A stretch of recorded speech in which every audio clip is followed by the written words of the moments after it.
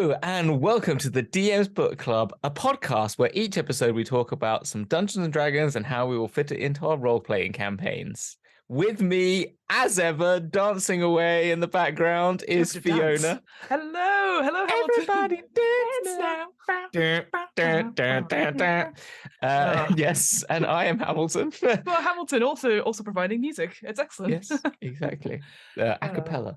How are you, Fiona? I'm doing okay, thank you. Obviously, today at time of recording, we recorded some more DM's Travel Book Club, which was super fun, which was good. Yeah. I've just come back from a weekend away in Leeds to do we did a recording of Die, the role-playing game, which was super fun. And again, maybe we'll cover that in another GM's Book Club because I think it's worth having a talk about. It was very good. Very intense. I cried at the end, no surprise. Cathartic crying, as you said. Cathartic crying, but also what was nice is that I got sent a screenshot of the chat afterwards, and these are people who've only played D&D, they've never played any other role-playing games, so obviously I go, hello, welcome, let me open the door to imagination. What's the, now I want to sing the, from Charlie and the Chocolate Factory. Yes, pure imagination. That's it. You are Charlie and you are the Willy Wonka of TTRPGs. Wilder. But yeah, I got sent a screenshot which said, someone said, riding the high of last night's therapy session, then crossed out, and then RPG inspiration. Who wants to do a non-D&D one-shot later this month? And everyone was like going, yeah, excellent. Yeah. So I was just like going, good. I've done it. But I know that's not the point of this particular podcast, but I was like, amazing. You've got what is it in Dark Souls instead of like Demon Slayed? You've got the sort of RPG convert. Convert, exactly. Convert. What about you, Hamilton? What RPG stuff have you been up to? What RPG stuff have I been up to? Yeah. I did the recording as you said.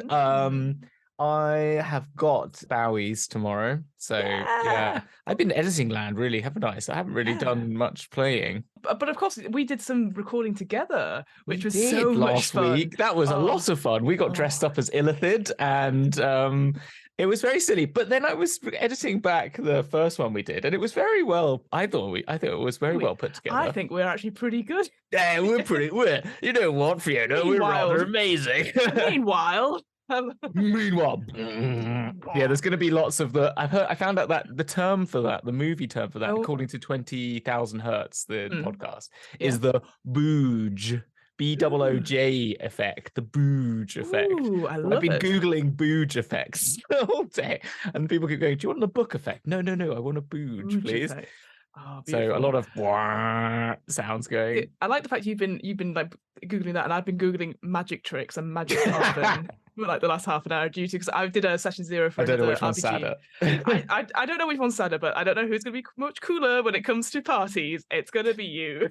I do want to say something. I want to shout out Fiona for being an awesome friend on this podcast, because I already did that at the weekend, but last weekend. But I'm going to do this again because we are doing GM's Book Club, and we've been doing the Guide to the Planes, and so we've been purchasing books back and forth between the two of us to share on the Planescapes and stuff like that.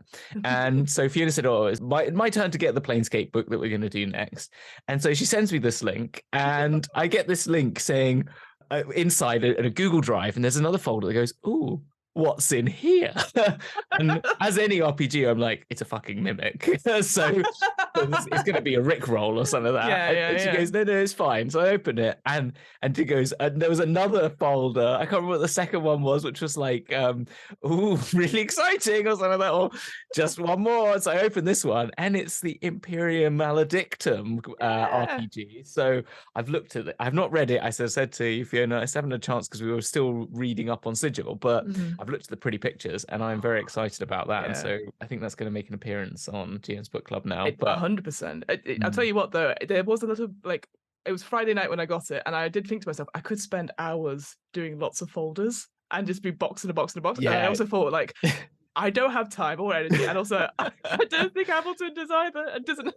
No, it's no, but I appreciated at least the two, but I would have appreciated 100. I would have appreciated 100. I think 2 was the limit, because I feel it could have gone on forever, and I could have just done a whole narrative and stuff, and I was like, I don't have time. I need to pack to go to Leeds. But yeah, so yeah, because that's the latest Warhammer RPG that's coming out, and it's been Cubicle like 7, right? Yeah, exactly. So it'd be interesting, because was it you that was saying it was like some sort of remake of Dark Heresy, which I finally got to buy because the Humble Bundle came out just as I was getting into well, I'd got into D&D for a few years, but it was just when I'd got into Humble Bundle doing RPGs. Yeah. And I went, I won't get it. It's 35 quid at the time. And I didn't get it. And I was kicking myself for years. I was like, I really want to play that. Yeah. And then it came back again in January. And I was like, Instabuy, because I'm not going to, because I'm like, what? I've waited 2 years for this literally to come round again. It was 2001. So I was like, buy. So I have got that as well. So I'm going to have a little scoot through that as well, just to see how it compares. Yes. Because Dark Heresy is really like the two of them, for people who don't know much about the Warhammer RPG, to give a brief thing, is that this is very much not the everyday people, but it's more like it's based on the Inquisitor game, which was like a little Witcher. And if you've read the Ravener books or the Eisenhorn books, it's those sorts of characters, the sort of interrogators, but also like the sort of tech people. I don't want to give all the names, but people might not know. If I say the names, I'll be like, who's that? So like the techie people and the sort of everyday engineers and the more real people of the 40k universe that have patrons that are like an interrogator, which reminds me a little bit of the other book we're reading, which is The One Ring, where that has patrons and which are like key figures that you will know from the Lord of the Rings that can act as sort of a locator for you. I don't think Space Marines make a very good role-playing thing, really, unless you're doing Nice Marines when you're taking the piss out of it. But I think, which is as it should be, because it is satirical in its heart. But so really excited for that.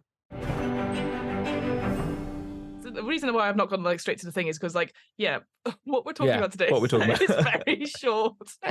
But of course we've had as of today, of time of recording, a couple of hours ago, we had the D&D Direct, or as I like to call it, the adverts, before anything else. And it was obviously trailed very early, like last week, and then we were like, well, we'll just check it out.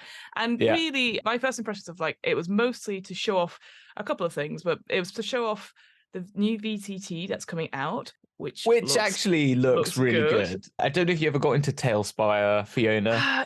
I've got it. I've got it. I farted about in it. And then I left. Yeah, exactly. I build buildings for a living. I don't need to do that in my spare time.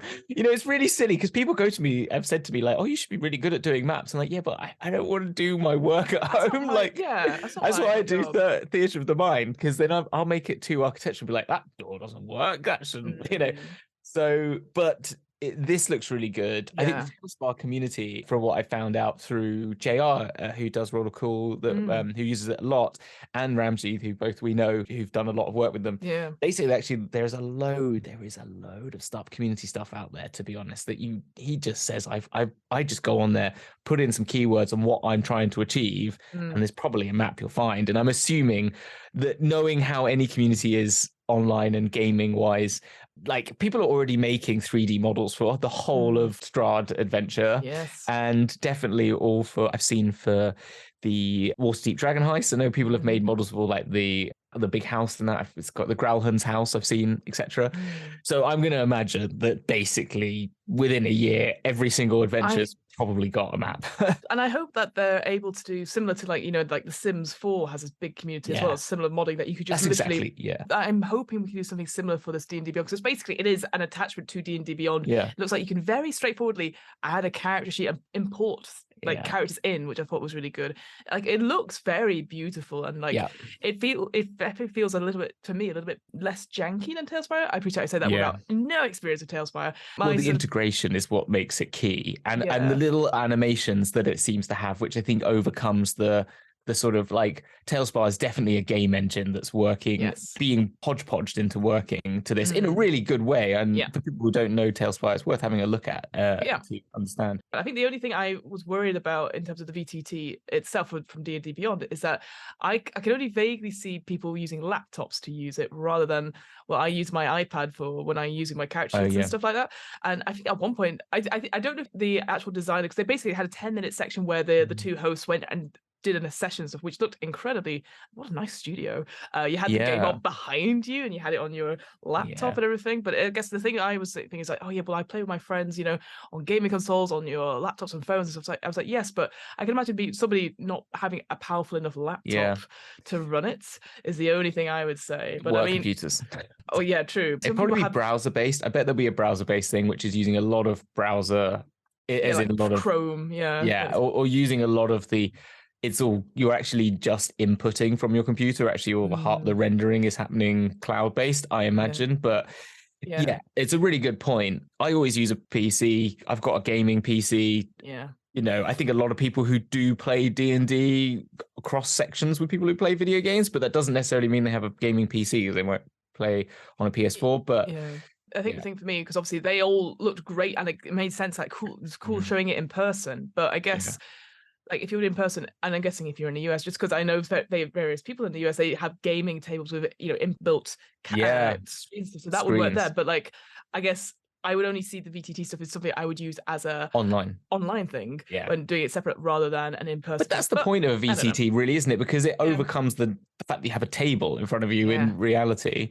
I think, I mean, I've always thought about it from a streaming point of view. Like, would people be interested in seeing that? And I think it does look nicer than I can't stand Roll20 maps. Roll20 just makes me want to do everyone. Just hate. Sorry, Roll20. No, I works for some people, does not work for me. Yeah, I know. I've tried using it. I find it such a hard, like, it's just so. When Owlbear Rodeo is the one I always refer to. Well, exactly, yeah, 100%. So it's simple, gets it done. Yeah, that's exactly. It. And that's what I've used, and I do love that. And that's the thing. This looks just as simple as that, but with some added bonus extras of the dice rolls and integrating your character sheet. And they do say they want the modding community to be a part of it. So I think, I think it's going to be really good. I think it's good. It shows promise, and then they're going to start testing it at the end of this year, or beta testing it. So, which will be interesting, and I'll definitely give it a go.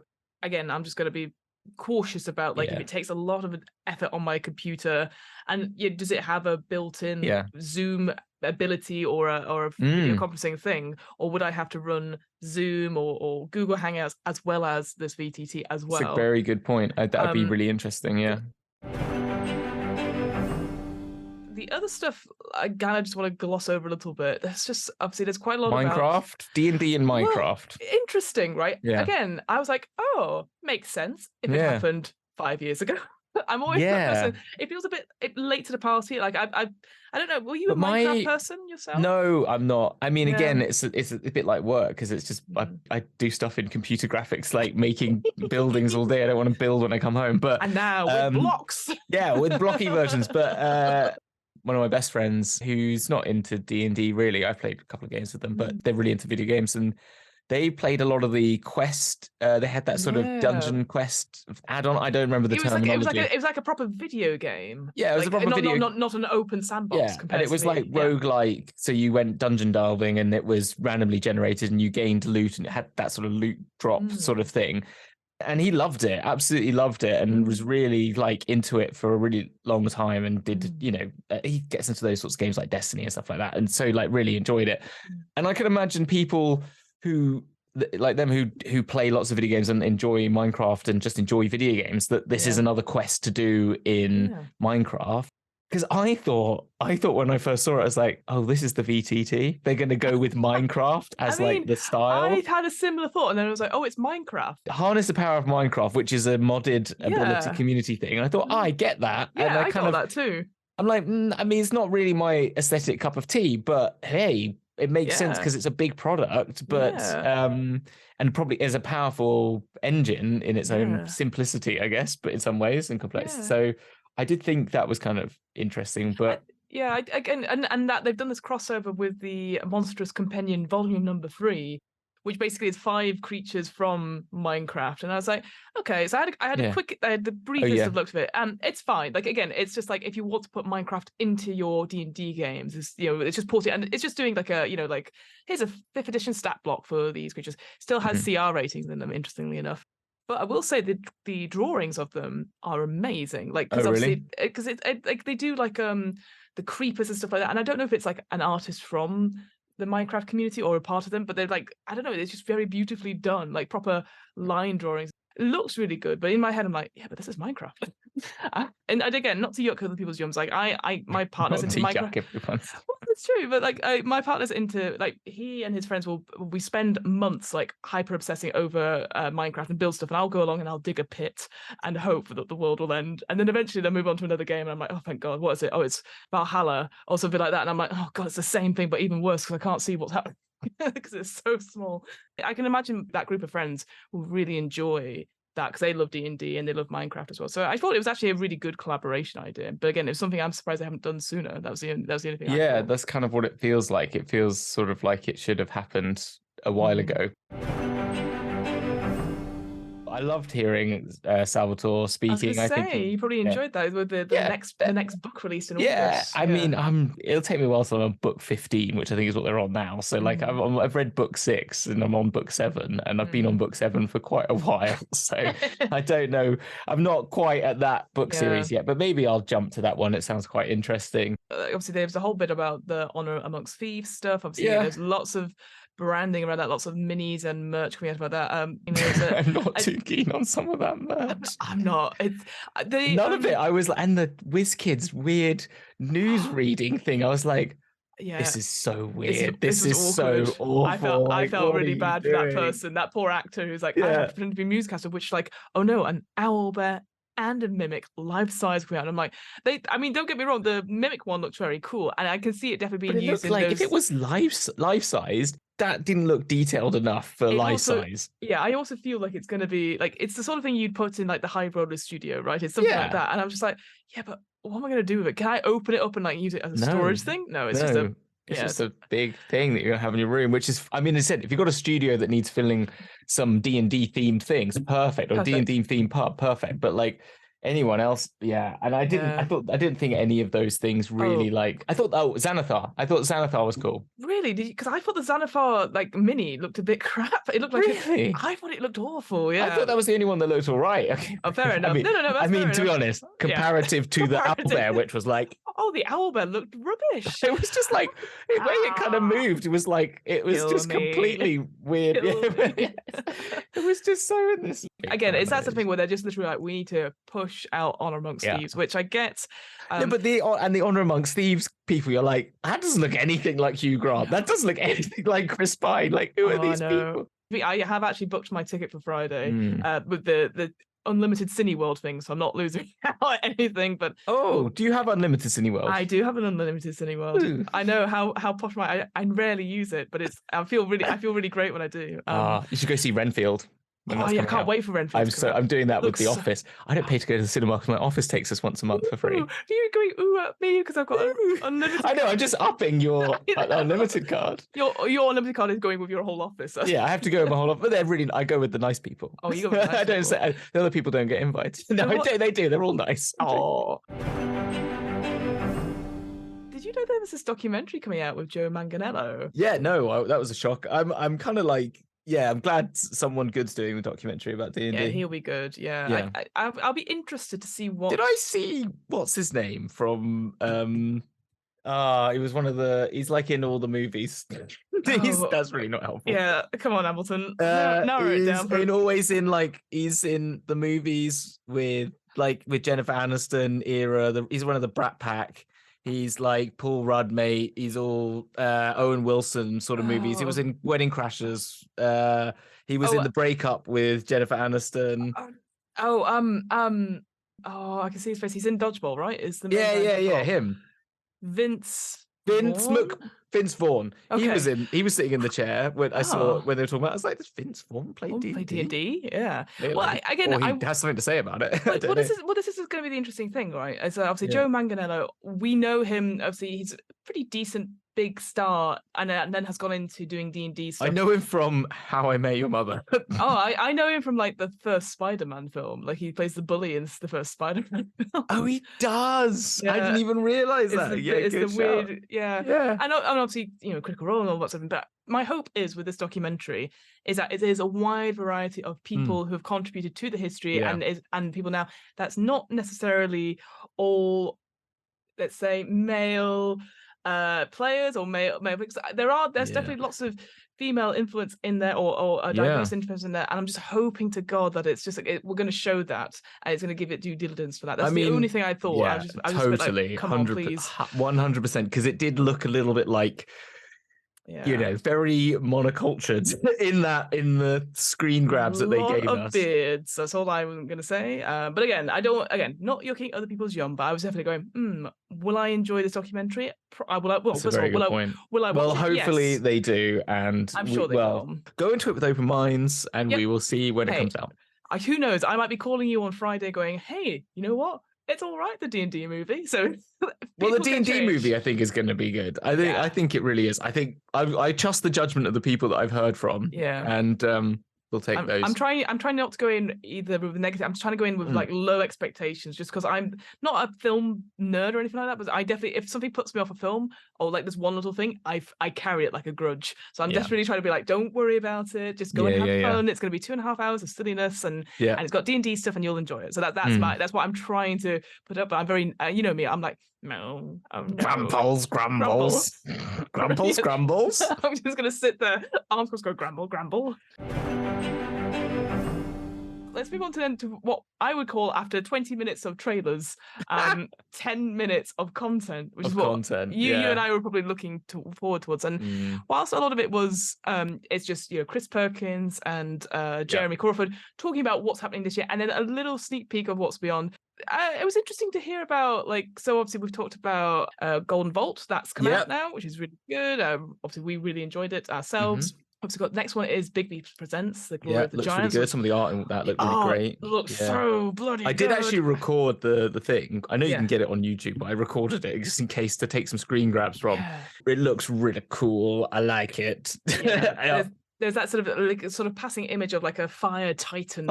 Just like that is so cool. And this like Queen regal figure sitting in a throne. I was like, you look cool. Very Grecian. Look. So I'm very interested to see how long that book is. I'm hoping it's like Fizz-Bands. I'm hoping it's like Fizz-Bands. Well, I mean, we know there's going to be some giant backgrounds or feats and stuff like that from the UA. So fingers crossed, because I'm really hoping for, because they're the big enemies of each of the dragons versus giants. So it should make a really good comparison piece to Fizz-Bands. So we got that. We then got the reveal of Fandelver, the book's name, which I didn't realize. I was under the impression it was going to be up and over, or the under, the over, the up and over. Far away and lost and found. It's Fandelver and below. Fandelver and below. Shattered obelisk, or a shattered obelisk, or the shattered obelisk. And I said to you, yes, I'm going to see. So all I've heard, the word on the street. This is from the twits. They're real chill, which really worries me, because I've had more than one person say they're real chill. Yeah, I don't know what that means, because I assume they go, that's Jim. They're real chill, and then someone else goes, yeah, don't worry, they're chill. I'm like, that means they're really not chill, right? Yeah, he's just chilling. Don't worry. I'm like, I am worried. I wonder then, because that feels very much like an Acquisition Inc. type reference. Like, oh hey, don't worry about it. Like, it's something like, it definitely feels like a Chris Perkins thing to put all these obelisks in. But I the quickest Google in D&D Beyond someone has search. sent me a YouTube link. Secret obelisk from Jordfan. Oh, so Jordfan has we can probably put this in the show notes. I can give you the link. Please do. Secret obelisks throughout D&D adventures. What do most D&D adventures have in common? Black obelisks that contain unknown magic. What exactly is Wizard of the Coast setting us up for? This was done in 2020, November 30th. So Jordfan. This person was on it. Jordfan has been on it. Obviously, it's Jordan, PH is hard, I know.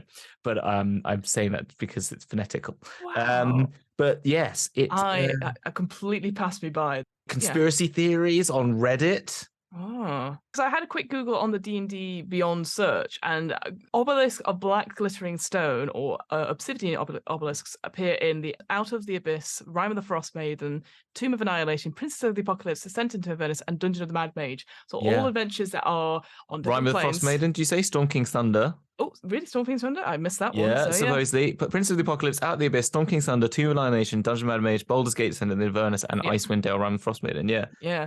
I guess because the only real adventure I've read through cover to cover is the Curse of Strahd. So obviously it's not in there. But I thought that was really interesting, because I obviously hadn't heard this theory before.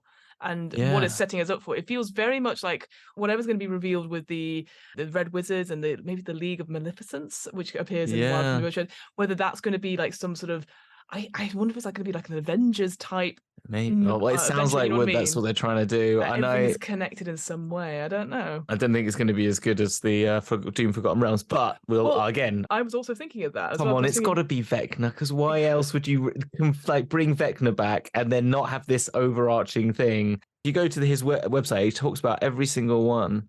So yeah, it's probably worth watching that video. I definitely, yeah, we'll put it in the link. That's so interesting. Again, a very cool little Easter egg. And then, of course, there was this reveal that Vecna will be coming back in some way for an adventure for the 50th anniversary or within the year, which, I guess. Just buy Die Vecna Die for 2E and just use that. Or, I mean, fair enough. Like, you could buy Planescape. They're going to rebring Planescape back, and I think that's... But that's the thing, we also got the reveal of the name of Planescape Adventures in the Multiverse. And it also that confirmed, I mean, obviously, we know this now because we've just done an episode on it, but Sigil is different, or Sigil, as Jeremy Crawford I saw a Dabu. You saw a Dabu? Yeah. I saw a Dabu. I saw the Lady of Pain. I like the new style. I did go, it's not Dieter Rilitzy. What are they doing? And then I found out that Dieter Rilitzy has changed the style, so he is still involved. Okay. Phew. So I tweeted at him and I'm so glad you're back, and he was like, "Yay!" And I was like, "Yes, he's back." So he is.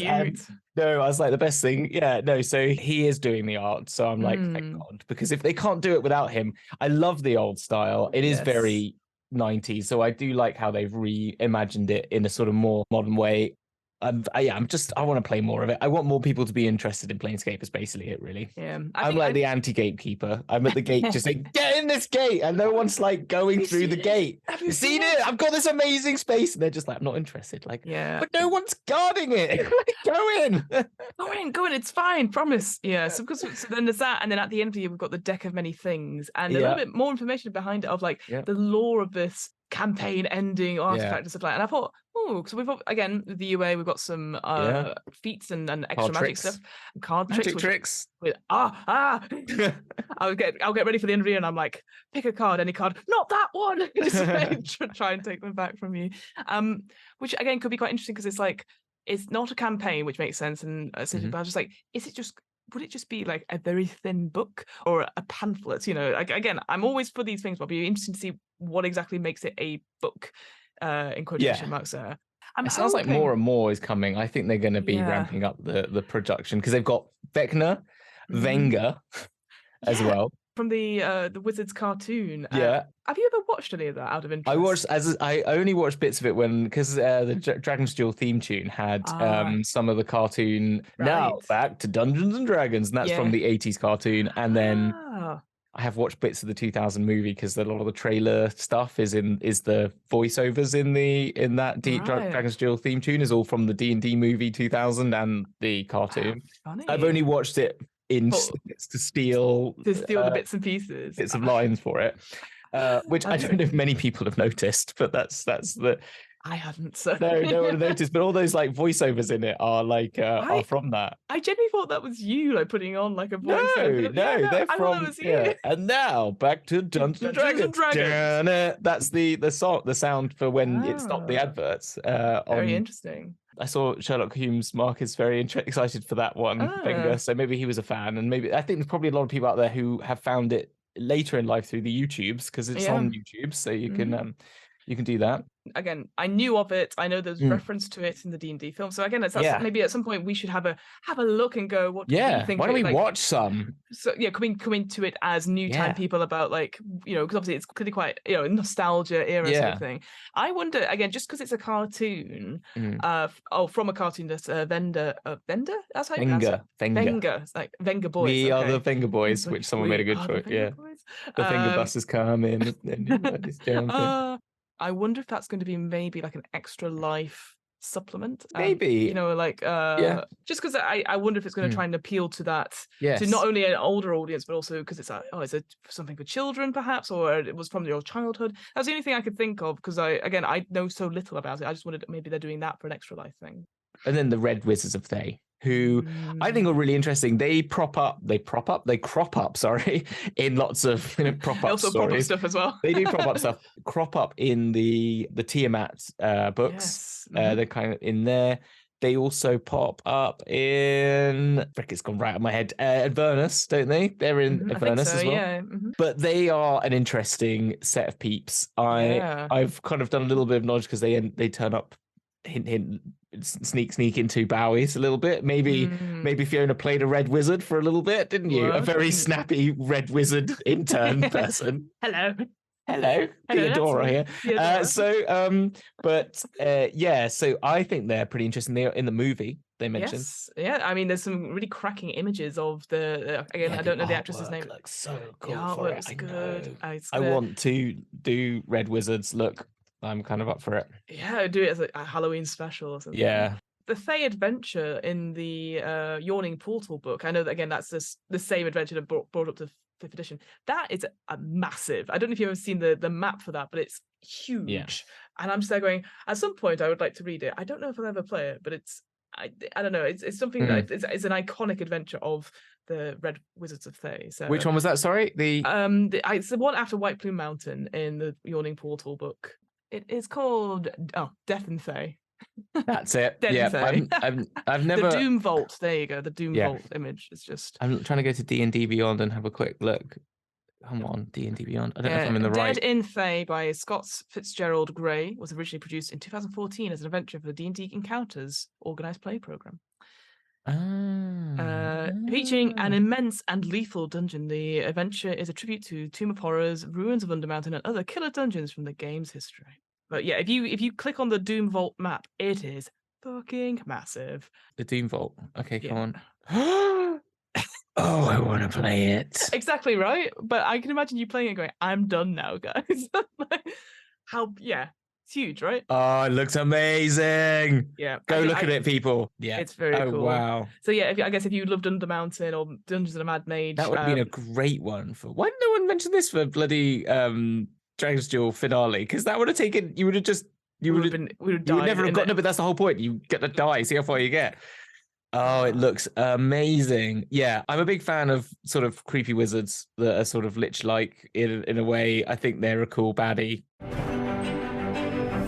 I thought it was kind of amazing that they're sneak peek previewing our stuff for 2024, 2025 even. Now. They're really pushing this ahead of ourselves, which... Yeah, what do you think of that? I think it's kind of interesting, but I think 2025 is a long way to be thinking about things. I think to keep the hype up, I think Vecna is enough to be like, there's a year until Vecna, fine, but 2 years until a Red Wizard of Thay story is like, that's a bit of a journey, right? That's kind of... I wonder, like, maybe they're trying to like keep people enticed, and then maybe it's going to be shorter. Like, I'm hoping for more, like, I know we always talk about Minsk and Boo's supplement, but it was such a good little journal of villainy. I'm hoping for more stuff like that. But at the same time, maybe they're just trying to like show, hey, we've got lots of things in the pipeline for continuing the story beyond. And like they're very much into. I know multiverse is such a big thing just now, which I'm a bit like, I get it. You know, yes, welcome to the Marvel era of Wizards, but also at the same time, obviously today as well, there's been announced, Free League have released their 2 licenses, one for the Year Zero engine and one for Dragon's Bane. So I think maybe they're trying to put stuff out there before the other teams catch up, essentially, because the Orc licenses and stuff, they are coming out very slowly, and of course it makes sense that they want to make sure it's right and people can do it, but I'm just there going, you need to be quicker, because you've got to capitalize on people getting bored of D&D or fed up with them. So you want them to play other games. So that was the only thing I thought of, is maybe they're trying to be like, hey, all this cool stuff that's coming soon, you got there's a bit maybe that's the thing, isn't it? It's a bit of like, hey, it's a bit of undoing a lot of re-stitching back some of the wounds that have been caused recently. I don't know. I thought that's possibly why. Overall, yes. Yeah. I mean, I'm very excited for Big Bees. As soon as that got announced last year, I'm like, I can't wait. I can't wait. The VTT looks really good. I definitely would try that out or testing it out. This is the thing. I'm not a VTT person, but all it takes is something like this. And I could be using it all the time. Like, it's the same with like Owlbear Rodeo is what I go to for my map stuff, and it makes it's so simple and straightforward. So maybe this is the tip that people need to be like, I want to do this online and give the same experience. If it's just like, I've bought Strahd, it comes with all the maps. Yeah, just why not just use it? Like, it makes sense. So. But other than that, like, again, the new Dritz novel, I thought it was quite nice to have like the author interview a little bit. And I'll be interested to see the documentary and stuff. But other than that, like, it did feel like here's all the merch that you can buy. And it was very much like whilst that. I am the merch person as well, I'm like, you've got all the Funko Pops. Have you seen the ones for the D&D movie? They're very generic. They are very generic. When I've got them. I've got them all. No, I've not got them. Grab them. You want to see the latest one I bought? Yeah, let's have a look. Oh, Tiamat. That is so she's fucking massive. She's as big as freaking my head. cool. Yeah, that is so cool. I love her. Yeah. So, No, that is good. Okay, see, that's a good one. See that? Yeah, that's a good one. Anyway, sorry. No, and but I think they did mention though, didn't they, that this is a very brief overview of a few things. The one coming out later in the year, which I think was normally like June, July. I think they did one this time last year. They did one in July, and then they do one in like October, November time, don't they? Yeah, it was November time, I think, because we both rushed to watch it, I think. Yes. So it sounds like, these showcases and stuff, it makes sense for Wizards, the brand, to do. Oh, there was that sort of Magic the Gathering stuff as well for the Honor Amongst Thieves, which again, I'm like, nah, okay. Yeah. Cool, I mean, I guess you're into Magic now, though, aren't you? I am, but also I couldn't. I guess I could. You're about to say I couldn't care less. Yes, I did. Yeah, but I don't know. I'm more interested in like with the other Magic stuff that's coming out. Like the Doctor Who stuff looks quite fun. Oh, right, that's going to feature stuff from the latest series that's not been out yet, and all that sort of thing. Anyway, enough of that. But yeah, Hamilton glazes over. Yeah, Doctor Who, like I don't know. Yeah, they've got Warhammer Magic the Gathering now. So they do. You too I don't want to get into. I don't need to get into another thing. I do not need. Sit down and play. I do not need to buy lots of cards. I don't need to play card games. But what if? No, don't. Yeah. I guess overall, it's what I expected. I was like, oh, come on. And then I was like, about the stuff I was interested in. And I think most of it there's definitely something for everyone. Like the Minecraft stuff, I could definitely see being appealing to people. Yeah. The mini stuff, I'm sure someone will buy it. I not me. I think we need to watch, firstly, the D&D original movie. We don't. Oh, I know. I don't want to because it's really crap. I know. And we found out there's multiple. How many did you find? 3. There's 2 others on top of it, which are direct to DVD sequels. So I'm going to see if I can find them, and then I'm going to post them to you. Amazing. Fantastic. I do have a DVD player still. Well, there you go. So you can't be just like, oh no, it's not working. But also the D&D cartoons, again, I've not seen. It'll be interesting to see. Because we should watch them. The one thing I was saying on our other recordings, really, I appreciate this all everywhere, but essentially, I like seeing D&D in different mediums that surprise me and inspire me to do so. And whether that's going to be the D&D film or films or this cartoon or anything like that. Like, I mean, like, we could watch that really bad Tom Hanks one where he goes crazy. Demons and Mazes or something like that. Yeah. It got banned in several places. It did. That'd be quite. I'd be interested to see that actually, because I think that's Tom Hanks's first ever film appearance as well. Was it? Oh, wow. Think so, yeah. Amazing. He still had a career after it. I think it wasn't very good. I've not seen it. I've only heard not very good things. I've heard it's not very good as well. But also, I mean, this is Tom Hanks, the man who's also recently appeared in A Man Called Otto, which got absolutely panned. Well, the problem with that is that A Man Called Ove is one of the greatest films of all time, which is in Swedish, and it just does. And America has this absolute need to remake things that actually are bloody good in their native languages, and is particularly of that culture. Like, it's very ingrained into that the housing development, and just from an architecture point, but the way that they run their housing collectives is a much more different management system, and they're much more like condominiums, I guess, in America, but in a very more European, it's more connected, more interconnected way. And it's all about the battle between, he's got a Volvo and his mate's got us. I think he's got a Skoda, and he absolutely hates him because he has a Skoda, and it's just so like this. Absolutely, just total hilarious. I didn't realize that. No, I didn't realize it'd been adapted from something. So A Man Called Ove is amazing. It's so beautiful. It's so sad. It's heartbreaking. It's a beautiful story of like someone, an elderly person, finding their sort of joy in life by a younger couple and people and stuff like that. And it's just a wonderful movie. I recommend it. I'm going to check that out. Really do. It's so much better. Yeah, it's interesting you say that. Yeah, I completely agree. Like anything, like when you watch these Norwegian crime dramas that are then suddenly put into English for American audiences, like obviously the one I always think of is like Girl with Dragon Tattoo. When I saw the original of that in the cinema, my jaw dropped on the ground. And then I saw the American remake and I was like, why? The first one was so good. You don't need to remake it.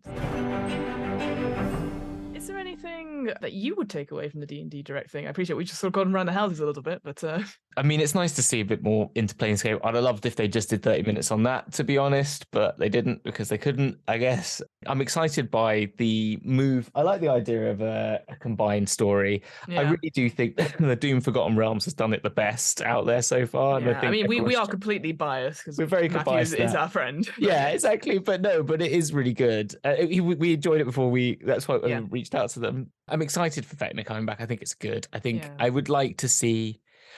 You know what? I don't know what it is.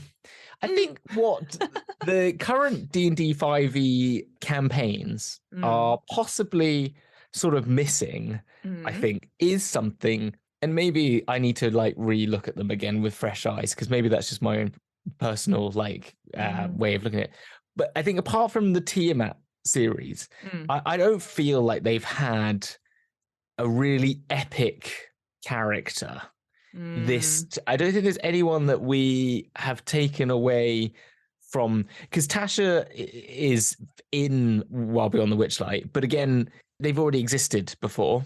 Sort of thing. And it was you didn't have to fight them, and it was a very different, and that had a lot more to it than just Tasha's involvement in it. And then Tiamat was a big, great, like, overarching. I know in Out of the Abyss you had demon lords and stuff, but I don't feel there's one that kind of rings to me apart from Strahd. Yeah, Strahd is the big one. Yeah, I guess. And then you got Monakainen that comes in as well into that. But he's not really. I didn't even know he dealt with Strahd. Does he deal with Strahd in the book? No, not basically. He's if you're interested in actually. Wait, are you still playing Curse of Strahd? I mean, I'm not. Okay. But go on.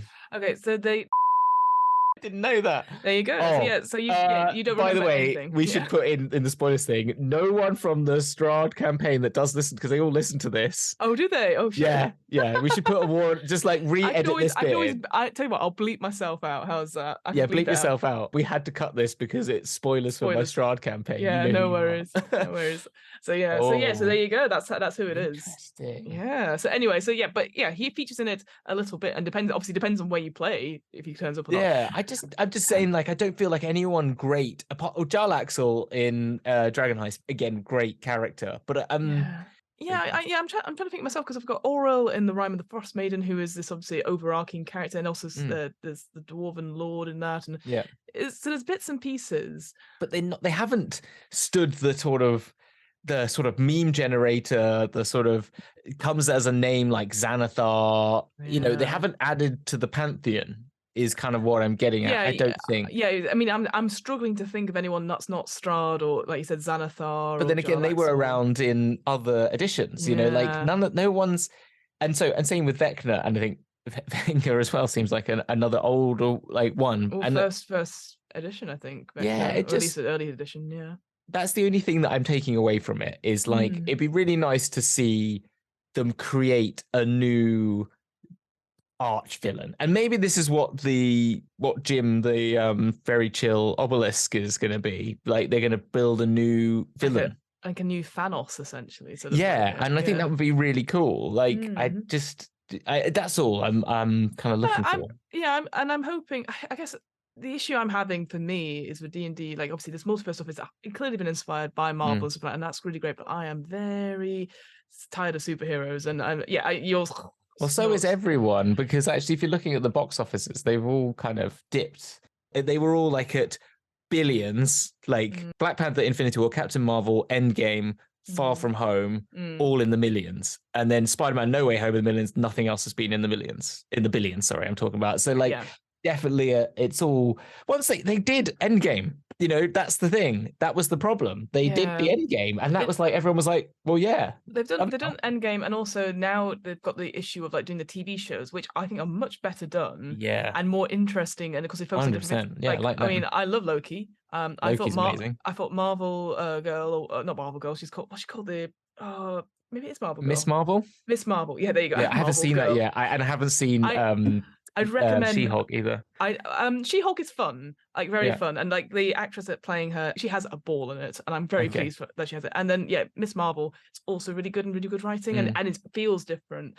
So maybe it just feels like they've now focused on, okay, we're gonna do TV and Disney Plus, and I think it's just well, like The Mandalorian is so good. And I'm watching the third season right now, and I'm like, I will watch these again. I will not watch 7, 8, and 9 in a hurry, but I will watch Mandalorian. Like it's kind of the TV is better than the movies. Yeah, it's tricky. I guess I don't know where they're going to go from here. But anyway, we've gone completely off topic, Well, and that's as our long, sort of quick review of D&D Direct, our own adverts, and then D&D Direct, and then other things that we're interested in. But yeah, Hamilton, when you're not on here talking to me about what you feel about stuff, what else are you doing? What's anything you'd recommend? That's an RPG or anything that you've seen or anything like that? I recommend the new Morkborg icon. I think that looks really interesting. Very recommend that. I really have got to re-recommend Blade Runner. I really enjoyed that, and it keep coming back to me in my mind about it. I think if you like Warhammer, check out this Imperium Maledictum. It looks really cool. Those are my recommendations for those things. Yeah, things will be coming out in May. That's basically it. So you just have to wait until then for things to be out and about. But there's more DM's Travel Book Club. We did Sigil and Outland, so you'll see videos of those coming soon. Exciting. And maybe other stuff. Who knows, Fiona? Who knows? There will be. I mean, hopefully at some point we're going to get GM's book club up and running. We've recorded 1 episode so far. We're going to do the One Ring soon. And we've got all those others. Theatre Macabre is out as a podcast now. You can find that by searching for Dragon Presents. Hopefully Fiona will put it in the show notes. You can find it as podcast version. You can listen to that, us playing Wartborg. I finally put it into podcast format. Yay. Mainly because I realized you can actually put videos into the Ennies.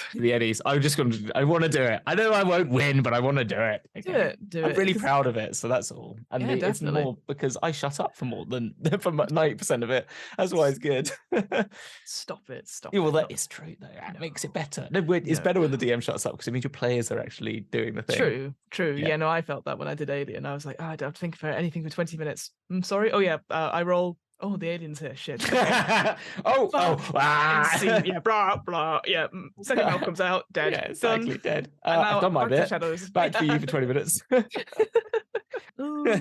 guess my recommendations. I'm just trying to think of stuff because what have I been doing? Well, you play Die. You recommend that? Oh God, yeah, but that was I recommend Die. So in case you've not read it or heard about it, it is based on a comic book series. If you have to, it's Kieran Gillian and Stephanie Hans. It's basically the comic books are based on a group of players in their teenage years in the early 90s. They play a cursed RPG, it gets sucked into it, and then they return 4 years later. They manage to escape it, but obviously their experiences change their ways they got there, and then 20 years go by and they go back in and play it because they are tricked into it. And it's about it describes itself as goth Jumanji, which I love as a concept. But it's there's a mixture of laugh elements in it. There are some really cool rules, individual rules for the 6 different classes. The GM gets to be a class as well. I didn't know that. Yeah, well, it's because the GM basically is the one that brings you all in, and you're a bit of a dick about it. And you have something called cheat tokens, which is great. So it means like you can spend a cheat token, and whatever it is happens that you want because you've warped reality. But obviously, if you've run out of cheat tokens, you can still do it. But your die is the D20, right? So you have to hide the die in 2 places, so either your pockets or your hands, and a player has to pick which one it's in. If it's revealed in the hand, the powers notice you and you're dead, essentially. So it's quite scary. It's some really cool, interesting physical things to do with the dice, that you give the dice to somebody else or you roll it, and it matters which die you have because it's very symbolic in that way. And then at the end of each sort of one shot, you have to come to a vote whether you stay or leave. And if there's if somebody votes to leave, but then everyone else chooses to stay, the whole of reality collapses. And spoilers, that's what happened. And we all had a good cry because we all thought we were going to say page by one person. But it was really good because it was very cathartic. It was very good, but it has a big LARP element to it, and just discussing it all the way through the Paragon creation. So that's your in characters essentially, and there's a lot to it, and we'll talk about it in more detail on GM's book club, but I highly recommend it. It's really good. It's very different, and it really inspired the other players to do it. In terms of listening to stuff, I mean, I'm going to say it again, the Spelljammer music soundtrack, I've actually re-listened to it recently, and there's some cracking songs on there. It's not my favorite, I will say. There's some weird ones on there, and I'm like, what the fuck was going on with these people? But you know what? I enjoyed it. There's also, if you are into those sorts of things, I know there's one for Mork Borg. There's a Oh, I mean, LP. Mortborg are like so many playlists you can get, and it's that. No, there is. They have their own playlists. They have an LP with the slipcase is like a GM screen or something. Or yeah, and it's actually an adventure in it. Yeah, it's really cool. So cool. Yeah, it's very cool. I think, trying to. You know what that reminds me? I think one thing I'd love to see more of is slimmed down products or RPG products, because so many people will like do it on a pamphlet now. I know Morkborg does lots of events like that. Putrescence Regnant, a Morkborg Bog Crawl LP. Very cool. I'm surprised you don't have that, by the way. I'm sure it's hard to get a hold of.